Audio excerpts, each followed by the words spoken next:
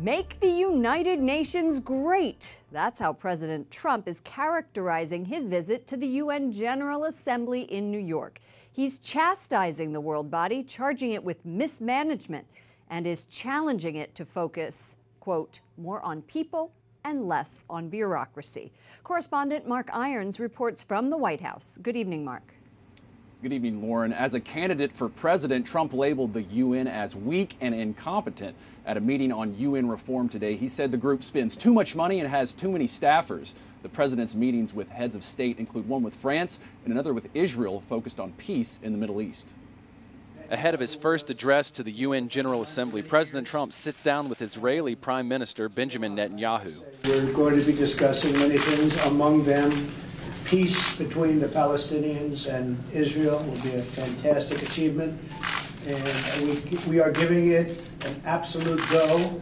I think there's a good chance that it could happen. But today, the president pressed for reform of the 193-member governing body.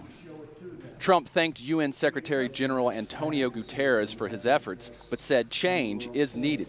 The United Nations was founded on truly noble goals. These include affirming the dignity and worth of the human person and striving for international peace.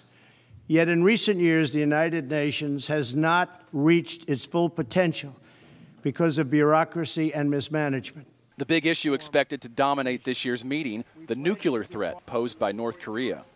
As far as North Korea is concerned, I think most of you know how I feel. We'll see what happens. Nikki Haley, U.S. ambassador to the UN, says it's a new day. Haley says the body is more action-oriented, and when it comes to North Korea, the U.S. will act if it's necessary. If North Korea keeps on with this reckless behavior, if the United States has to defend itself or defend its allies in any way, North Korea will be destroyed. And we all know that, and none of us want that. None of us want war. The UN General Assembly continues tomorrow with the president's address to members. Expect him to ask for greater burden sharing in the fight against terrorism. In the past, he has complained U.S. spending on the United Nations is unfair. The U.S. is the largest contributor, paying 25% of the UN operating budget. Lauren. He ran on that in his campaign, I remember. Now, Mark, President Trump says he wants to eliminate inefficiencies at the UN. Are there specifics he's outlining?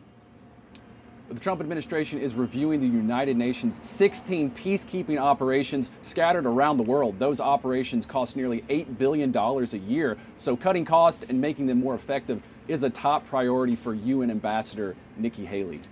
Correspondent Mark Irons at the White House. Thank you, Mark.